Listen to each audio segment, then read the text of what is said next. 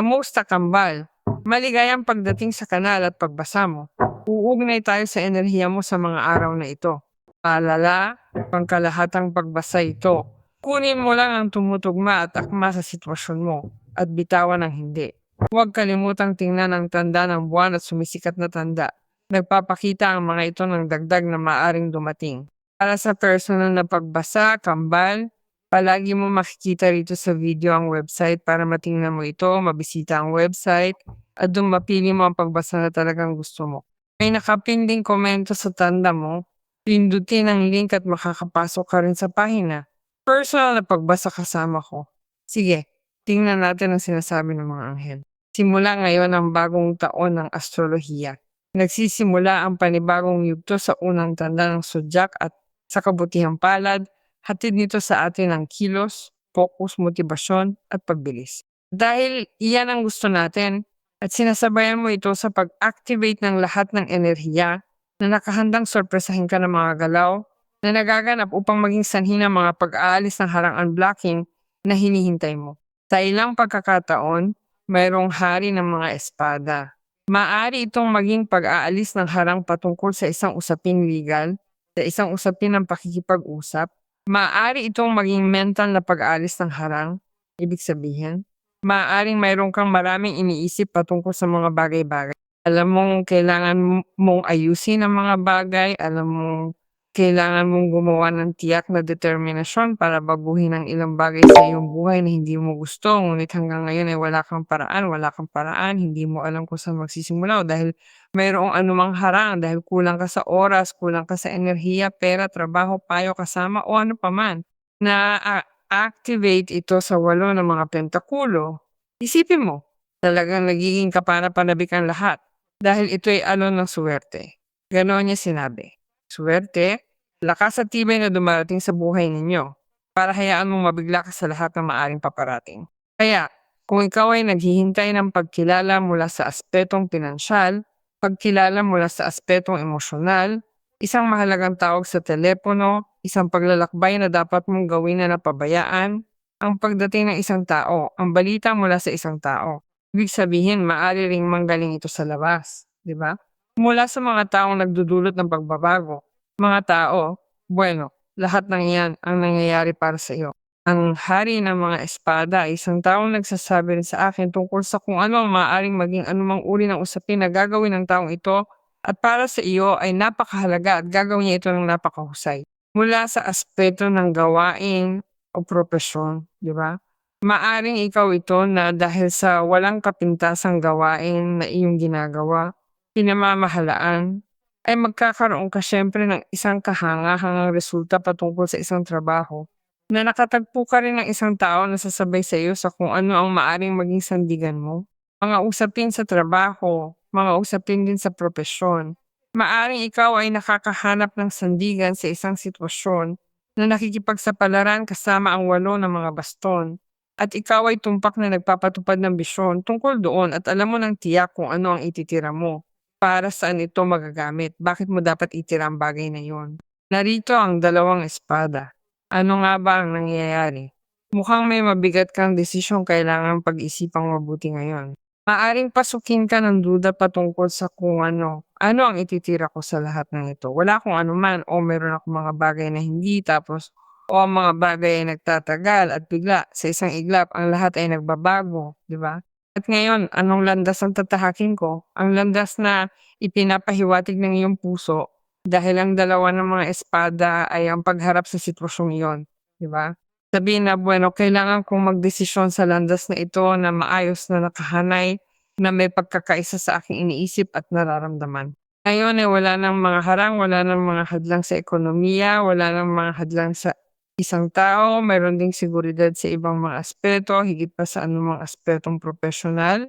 Kaya ang landas na tatahakin mo ay ang landas na maglalabas sa iyo mula sa kalituhan at nagbibigay daan din para harapin mo ang sitwasyong ito gamit ang mga kasangkapan, gamit ang mga mapagkukunan, dahil dati ay marahil hindi ka makapagdesisyon, mayroong parang harang. Dahil wala akong paraan. Ano ang idedesisyon ko kung wala naman akong pagbabasehan Hindi. Bueno, ngayon ay dumating na ang oras para magdesisyon, para harapin ang sitwasyong ito at sumulong patungo sa isang sitwasyon na magdadala sa iyo ng maraming pagkakaisa at magpapadaloy sa mga bagay sa iyong buhay. Nagsasalita ito ng marami tungkol sa kaayusan ng isip na nababawi mo, di ba? Dahil galing ka sa pakikipaglaban sa maraming sitwasyon na nagpawalang kontrol sa iyo ng kaunti. Nararamdaman ko na gusto mong ilagay ang mga bagay sa ayos, ngunit wala kang gaanong ideya kung paano mo ito gagawin. At ang lahat ay humahantong sa isang brutal na pagbabago. Bueno, maaari rin itong manggaling sa mga desisyong ginagawa ng isang tao, hindi ba? Aba, hindi ko alam kung iniisip mong bumiyahe o lumipat. Grabe, ang tindi nito. Dalawang hari ng mga espada ang lumabas. Hindi ko alam kung nagbabalak kang bumiyahe, lumipat o maglakbay dahil sa trabaho, dahil ang walong pamalo ay may dalang maraming balita. Isa roon, maaaring may umuusad na bagay, hindi ba? Ang karwahe ay isang barahana, bagaman hindi pa nagsisimula ang paggalaw, ang karwahe ay nakahinto dahil marami ang nag-aakalang tumatakbo ang karwahe. Hindi ang karwahe ay nagpapaandar ng makina upang isaalang-alang mo kung anong landas ang tatahakin mo. Dahil nandun ka nakatayo sa isang pag-aalinlangan kasama ang dalawa ng mga espada, dumating na ang karwahe. Bueno, ayos, nagdesisyon na ako rito, nakasuwato ng aking iniisip at aking nararamdaman. Ito ang landas na aking tatahakin. Pinapalakas ko ang aking sarili, nagdedesisyon ako ng may pagkakaisa sa realidad at tinatanggap ko ang kumpiyansa na magdesisyong sumulong sa landas na ito na magpapabago sa aking realidad, magpapabago sa aking konteksto, magpapabago sa aking mga sitwasyon. Ibig sabihin, iniiwan ko sa likod ang mga bagay, nilalagpasan ko ang mga hadlang dahil syempre sa landas ay maaaring magkaroon ng mga hadlang at hamon na ngayon ay meron na akong mga mapagkukunan at kasangkapan para malampasan ang mga ito at gagawin ko ito. At higit sa lahat, pinupuno ko ang aking sarili, Gemini, ng isang brutal na tiwala sa sarili. Sumusulong ako patungo sa saan, patungo sa tagumpay ng may determinasyon. Hawak ko ang mga renda nito, hawak ko ang mga renda ng usaping ito. Oras na para baguhin ang isang bagay, di ba? Ito ay ang yakapin ng pagbabago, sumuko sa pagbabago, lumuhod sa pagbabago, sa tadhana, sa anumang nauunawaan mo na hindi nangangahulugang sumuko na, di ba? Kundi nagpapaubaya ko rito. Kaya sa tingin ko ang pagbabago. Anong pagbabago? Anong uri ng pagbabago? Ito ang pagbabago na nagdadala sa iyo sa swerte, ang pagbabago na nagdadala sa iyo sa paglago, ang pagbabago na gumagawa sa iyong bagong direksyon na maghatid sa iyo sa kalayaan dahil ikaw ay nagiging malaya mula sa isang napaka-hindi komportableng sitwasyon. Ikaw ay nagiging malaya mula sa pag-aalinlangan, mula sa kawalang katatagan. Nagsisimula tayo ng isang panahon kung saan ikaw ay magiging mulad din na ang pagpili na gagawin mo ay napaka-kumbinyente ayon sa iyong mga interes.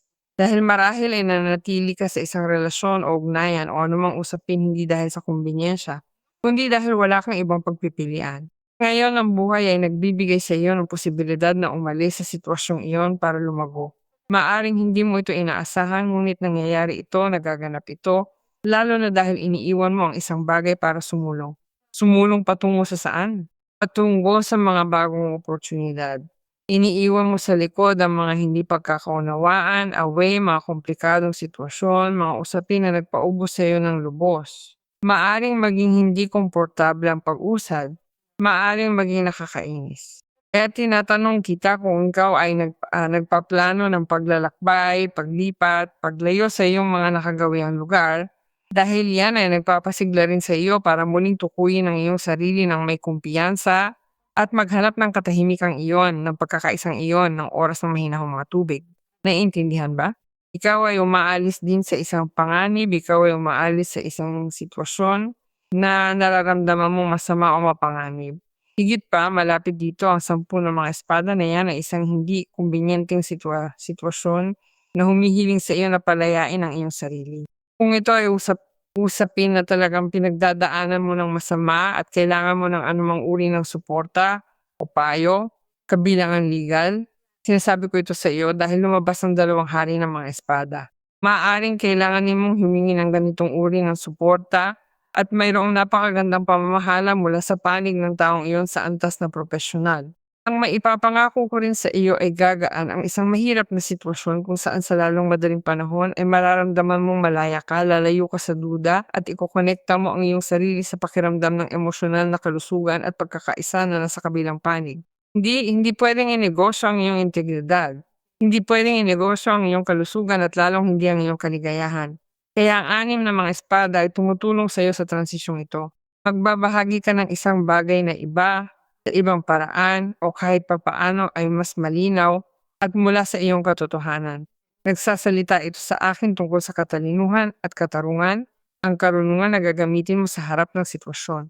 Ibig sabihin, narito ang determinasyon sa iyong panig para gawin ito. Hindi ka nila hahayaang manatili sa isang lugar na hindi mo na kayang manatili. Maaring may tumutulong sa iyo para makamit ang hustisyang iyan, isang taong tapat at malinaw ang hangarin. Mabuting nasa tabi mo siya ngayon dahil tunay ang damdamin at suporta niya. Maaring magmukhang medyo malayo, na hindi siya masyadong nakikialam, ngunit masisiguro ko sa iyo na kapag ang taong iyon ay nakialam, ang mga bagay ay nagiging napakahusay dahil hindi niya matitiis ang mga kasinungalingan, hindi niya matitiis ang mga kawalang katarungan, hindi niya kayang tiisin ang mga maling operasyon patungkol sa kung ano ang maaring gusto nilang gawin sa iyo o ginawa nila sa iyo. Kaya maghanda ka na para sa isang walang pasubaling suporta mula sa taong ito na kabilang din sa sign ng hangin na gaya mo. Maaring Gemini, maaring Aquarius, maaring Libra. Sinasabi nito sa akin na mayroong isang tao na masyadong makatarungan sa iyo at nararapat mo iyon. Hinahanap sa lahat ng dako ang katarungan. Ang banal na katarungan ay maaring maging iyon, ang katarungan na nagdadala sa iyo sa direksyon ng kaligayahan at nagpapayakap din sa iyo sa kung ano ang maaring maging pera. Muli kang kumukonekta sa iyong kasalukuyang sandali. Ikaw ay umaalis na sa isang masakit na sitwasyon mula sa nakaraan. Bumabalik ka na sa oras ng pagkakaisa at bumabalik ka na sa oras ng kahangahangang kalusugan. Maaring ikaw ay namangha sa isang tao sa positibong paraan dahil ang 8 ng mga baston.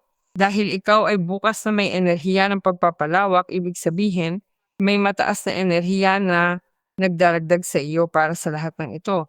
Nagsisimulang kalmado, nagsisimulang mahinahon, ay nagpapaputok sa 8 ng mga baston na ito. Para sa iyong pakikipag-ugnayan sa isang tao, gaya ng pag-ibig sa unang tingin, kung saan may nagbabagang apoy, kung saan nakakaramdam ka ng matinding atraksyon sa taong iyon, kung saan maaari kang magkaroon ng isang napakasiglang pagkikita at pagkatapos ay maaari itong magbago tungo sa isang bagay na lubos na naiiba dahil nariyan ang hari ng mga espada, nariyan ang hari ng mga espada, at nariyan ang dalawa ng mga espada. Kailangan mong magdesisyon para sa isang bagay na marahil ay inilalatag ng taong ito para sa iyo sa hinaharap o marahil ay nangyari na. Dito ngayon, sinasabi nito sa iyo, huwag mong ipagpabukas ang anumang bagay, huwag mong ipagpabukas ito para sa susunod na araw. Hanggat kaya mo gawin mo na ngayon dahil pagkatapos nito ay wala na. Itigil mo na ang paghihintay sa perpektong sandali na marahil ay hindi kailanman darating. Gawin mo na ngayong araw, sabihin mo na ngayon. Ang buhay ay ngayon, ang oras ay lumilipas kung kailan mo ito pinakainaasahan. Pati na rin ang mga oportunidad. Ang oportunidad ng 8 ng mga baston ay maaring maging isang kahangahangang pagkakataon para sa ating mga kinakailangan. Kaya naman, samantalahin mo ang bilis na ito na nag-activate ng lahat para sa iyo, na nag-activate mula sa trabaho, sa mga relasyon, sa mga oportunidad. Maraming bagay ang iyong aayusin ng sabay-sabay. At ang paglapit sa taong ito na tiyak na tutulong sa iyo na makalabas mula rito. Hindi ba? Kahanga-hanga. Kahangahangang pagbabasa. Gemini. Hinihiling ko sa iyo na magtiwala at magdekreto upang magkatotoo ito.